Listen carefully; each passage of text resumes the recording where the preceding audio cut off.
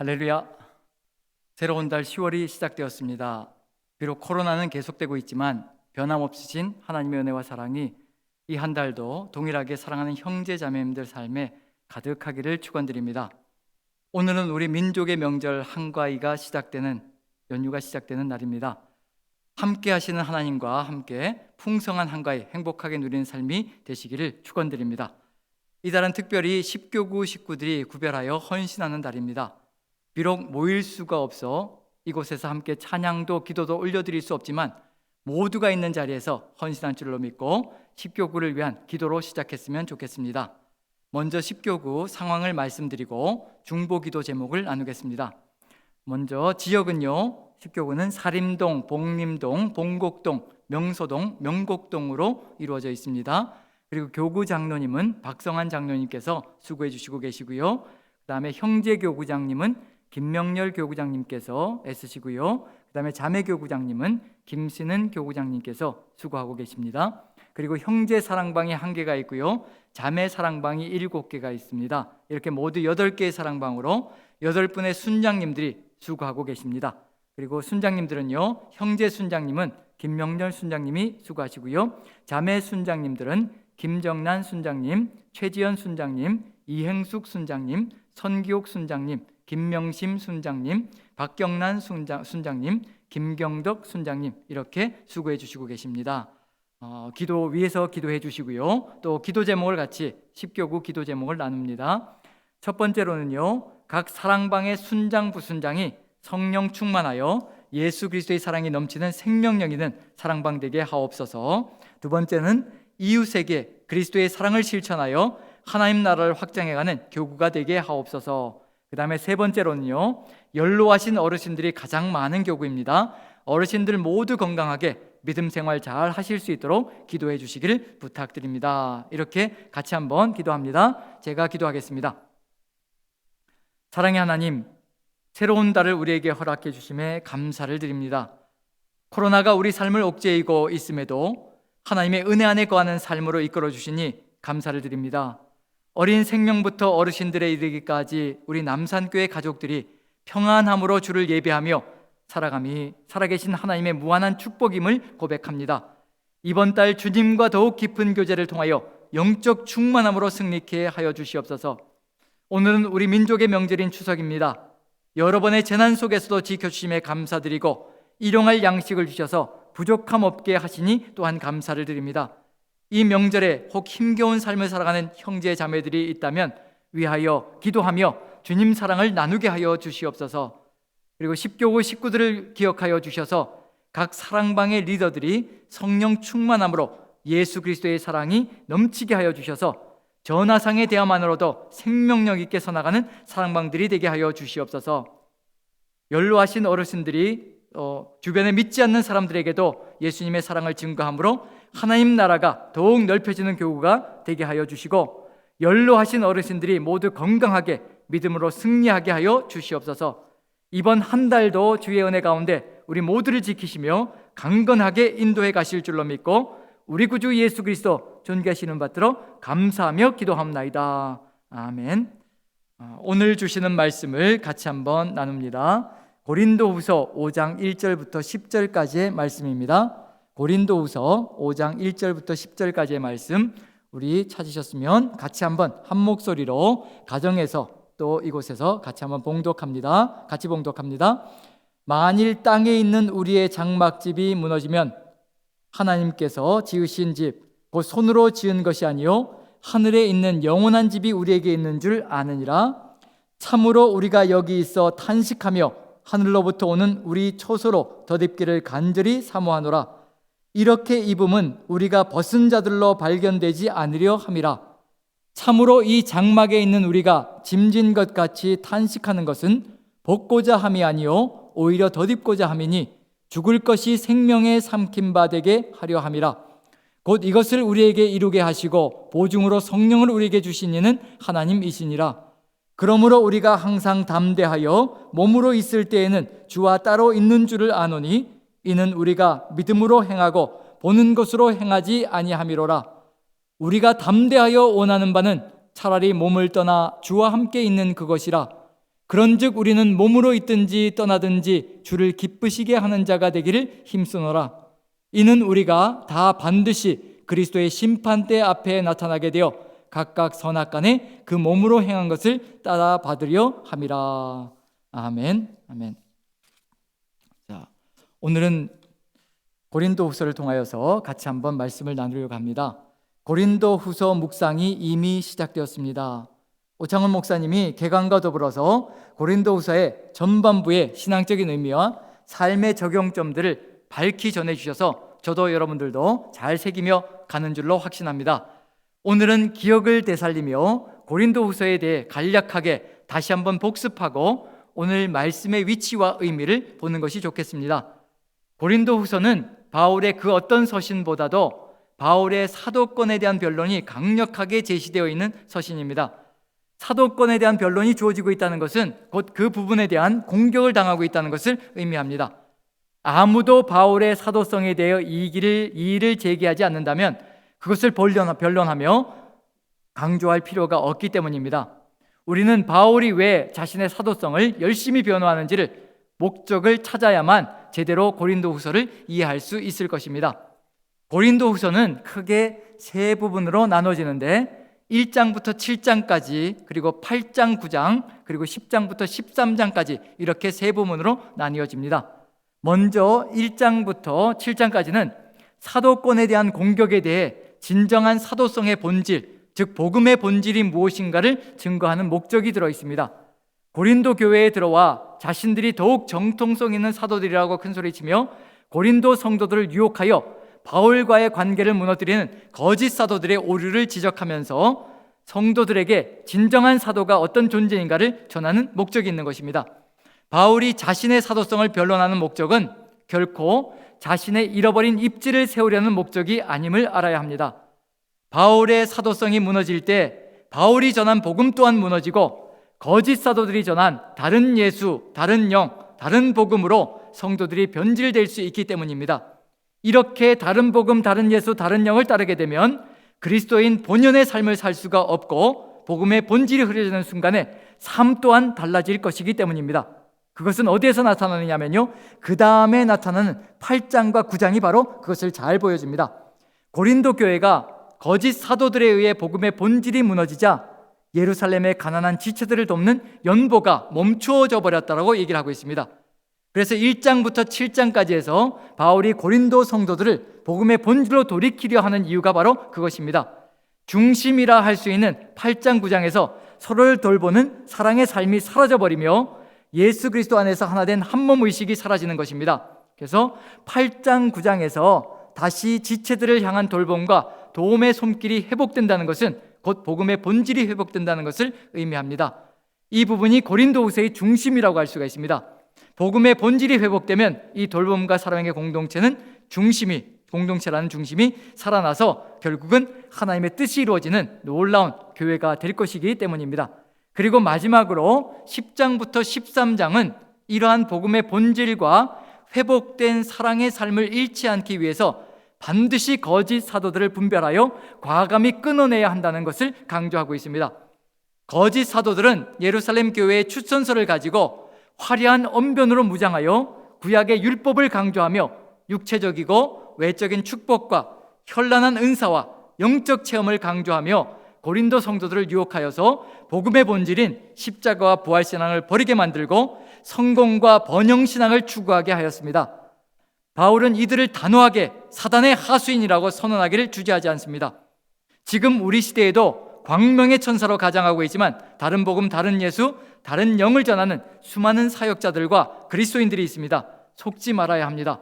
고린도후서는 바로 바른 복음, 바른 사역자, 바른 삶의 길을 우리에게 제시하고 있습니다. 구조를 보면 답이 나옵니다.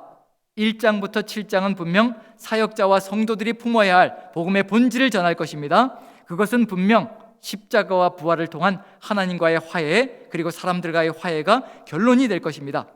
이것이 이루어지면 그 다음은 8, 9장으로 이어져서 복음의 본질에 든든히 서 있으면 나타나는 삶인 사랑과 돌봄으로 연결될 것입니다. 그것은 내 것을 기꺼이 내어서 거리를 초월하여 이루는 사랑의 돌봄입니다. 유럽에 존재하고 있는 고린도와 아가야 그리고 마게도니아의 성도들이 아시아의 예루살렘 교회의 어려움을 돕는 삶인 것입니다.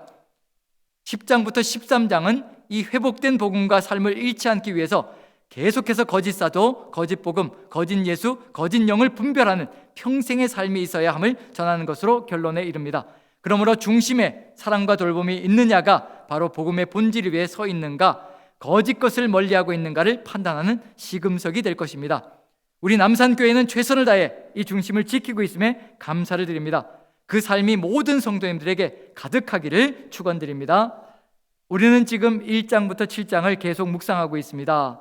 거짓 사도들의 외향적인 번영신학에 현혹된 이런 상황에 처한 고린도 성도들을 향해서 바울은 복음의 본질인 십자가 신앙과 그 십자가 뒤에 부활의 영광을 향한 삶이 바로 진정한 사도성의 본질이며 이 길을 걷는 것이 곧 성도와 교회의 길이라고 전하고 있습니다. 고난과 환난 박해 가운데 거하는 자신이 실패한 것 같은 삶이 바로 예수 그리스도의 십자가를 증거하는 삶이며, 또한 그것이 끝이 아니라 주님의 부활과 같이 다가올 영광스러운 부활 생명이 있음을 바울 사도는 계속해서 강조합니다. 그러므로 그리스도인들에게 복음을 위하여 겪는 고난은 결코 피해야 할 수치가 아니라 다가올 영원한 영광을 위한 잠시의 과정임을 강조하고 있습니다. 오늘의 내용 고린도후서 5장 1절부터 10절은 복음의 본질 중에 최고의 하이라이트라 할 수 있는 부활신앙을 이야기합니다. 이것까지 마음에 새기면 이제 내일부터는 하나님과의 화해와 바울과 동역자들을 대표로 하는 사람들과의 화해를 향해 나아갈 것을 촉구할 것입니다. 바로 십자가와 부활신앙의 결론은 화해에서 그 빛을 발하기 때문입니다. 오늘은 복음으로 인해 도달하는 최고점으로 어제 묵상 내용의 마지막 구절을 읽으면 오늘 내용이 어떤 내용인지 분명히 드러날 것입니다. 어제의 마지막 내용이었던 고린도후서 4장 17절 18절을 읽겠습니다. 제가 읽습니다. 우리가 잠시 받는 환난에 경한 것이 지극히 크고 영원한 영광에 중한 것을 우리에게 이루게 함이니 우리가 주목하는 것은 보이는 것이 아니요 보이지 않는 것이니 보이는 것은 잠깐이요 보이지 않는 것은 영원함이라. 지금 고난의 삶은 잠깐이며 영원한 영광이 기다리고 있다는 것입니다. 그러니 지금 눈에 보이는 잠깐의 고난과 환난이 끝이 아니니 보이지 않는 영원한 영광을 바라보라는 것으로 결론에 이르렀습니다. 이제 오늘의 말씀은 그 보이지 않는 미래의 영원한 영광, 그것은 바로 부활성 생명인 영생이라는 것을 강조합니다. 이 땅이 결코 끝이 아니라는 것입니다. 그러니 두려워할 것도 주눅들 것도 없다는 것입니다. 반드시 부활 생명이 있으며 영생의 길이 앞에 놓여져 있다는 것입니다. 그것을 염두에 두고 우리 같이 한번 1절의 말씀을 다시 한번 살펴봅니다. 만일 땅에 있는 우리의 장막집이 무너지면 하나님께서 지으신 집, 곧 손으로 지은 것이 아니요 하늘에 있는 영원한 집이 우리에게 있는 줄 아느니라. 우리는 그리스도인으로 살아가며 어디에 초점을 맞출 것인가에 따라 삶의 양상이 달라집니다. 바울은 두 가지를 대조하고 있습니다. 우리는 어디에 초점을 맞추고 살아가고 있는지 돌아봐야 할 필요가 있습니다. 땅과 하늘이 대조되고 장막집과 영원한 집이 대조됩니다.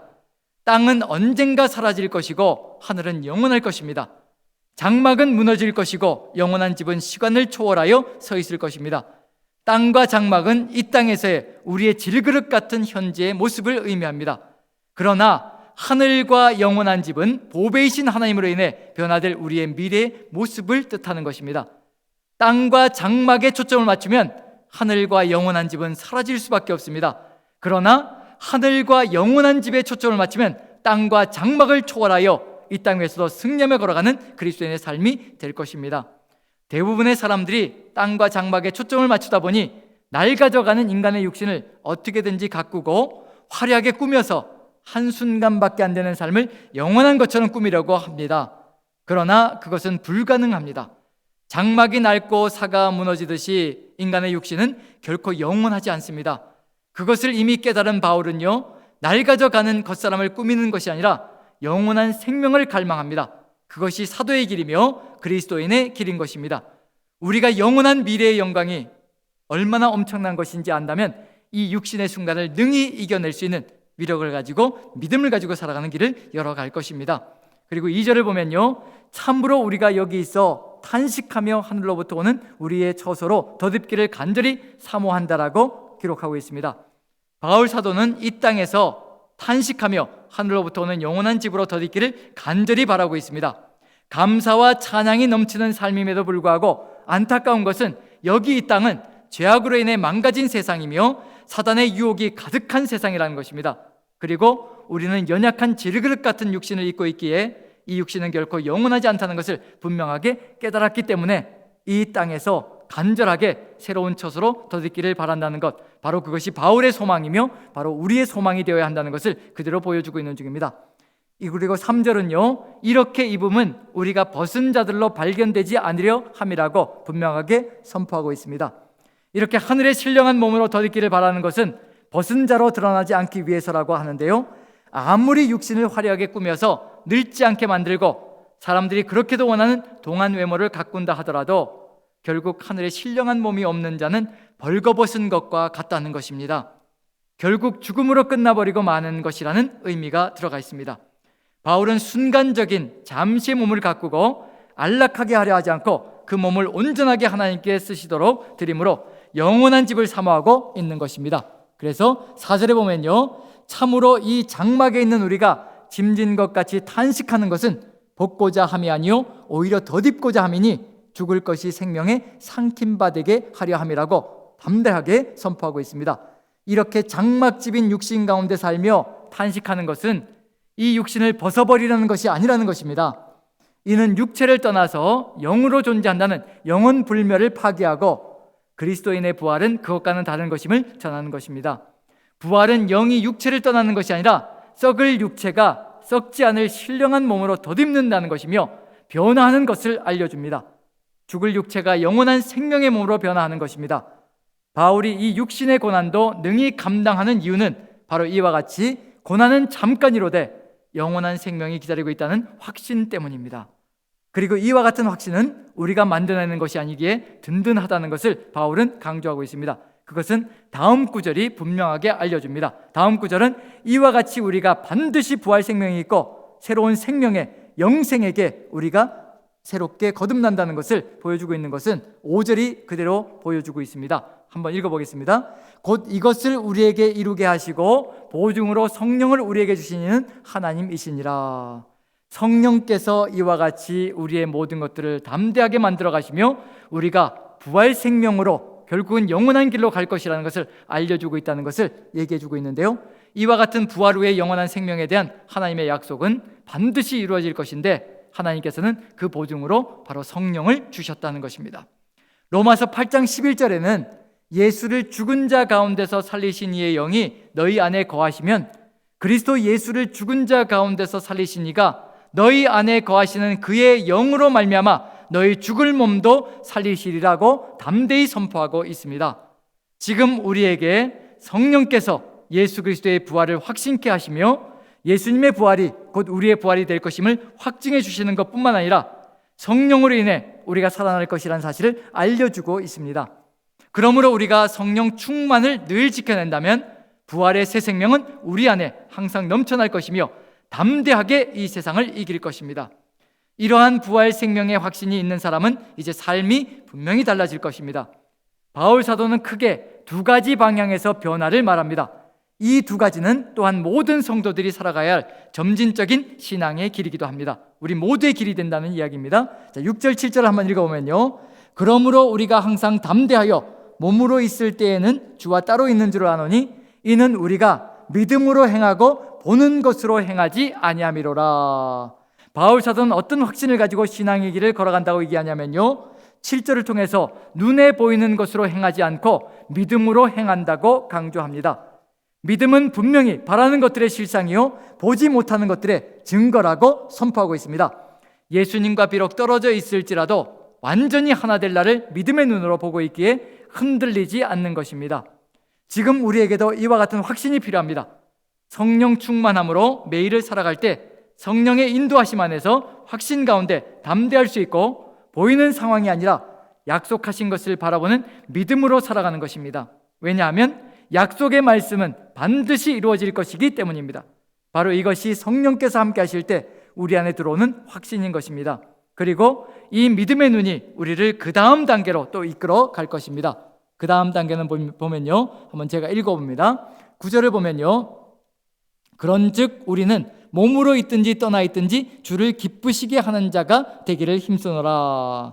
둘째로 9절의 말씀으로 몸으로 있든지 떠나 있든지 주를 기쁘시게 하는 자가 되는 삶을 산다는 것입니다. 이것은 곧 상황에 관계없이 비록 질그릇 같은 인생이지만 생명을 주시고 호흡을 허락하셨다는 것은 곧 소명이 있다는 것을 깨닫고 있는 것입니다. 곧 믿음의 눈으로 주를 기쁘게 하는 소명을 이루는 매일의 삶을 살겠다는 결단인 것입니다. 바울의 간절한 바람은 지금 당장 이 몸을 떠나서 영원한 집으로 덧입고 부활의 영광으로 예수 그리스도와 함께 있는 것을 소망한다고 합니다. 저를 비롯한 많은 그리스도인들 또한 이 소망 가운데 있는 줄 압니다. 사단의 역사가 아직도 남아있는 세상 속에서 소명을 감당하노라면 주와 함께 있는 그 평화가 어떤 기쁨인지 더욱 절실히 알기 때문입니다. 그러나 빌립보서에서 바울 사도는 그럼에도 성도들을 향해서 차라리 세상을 떠나서 그리스도와 함께 있는 것이 훨씬 더 좋은 일이라, 그렇게 하고 싶으나 내가 육신으로 있는 것이 너희를 위하여 더 유익하리라는 말을 덧붙이는 것을 통해서 이 땅에서 사명이 있다는 것을 말하고 있습니다. 이는 곧 주께서 맡겨주신 사명, 즉 맡겨주신 생명들을 온전히 주님께로 이끌고 싶다는 간절한 소망인 것입니다. 이와 같은 바울의 소망은 고린도 성도들을 향해서도 동일하다는 것을 알 수 있습니다. 몸으로 있든지 떠나든지 오직 주를 기쁘시게 하는 자가 되기를 힘쓴다는 선언 속에는 자신의 소명은 맡겨주신 사명을 이루는 것이며 이를 통해 예수님의 기쁨이 되기를 바라는 간절함입니다. 여기까지가 우리가 살아가야 될 삶의 몫이라는 것입니다. 그리고 마지막 10절을 보면요, 이는 우리가 다 반드시 그리스도의 심판대 앞에 나타나게 되어 각각 선악간에 그 몸으로 행한 것을 따라 받으려 함이라 라고 말하고 있습니다. 이러한 삶의 결론을 내리고 있는데요, 이렇게 십자가와 부활 신앙을 바탕으로 믿음의 눈을 가지고 주를 기쁘시게 하는 삶을 사노라면 마침내 심판대 앞에 서게 되는 날이 온다는 것입니다.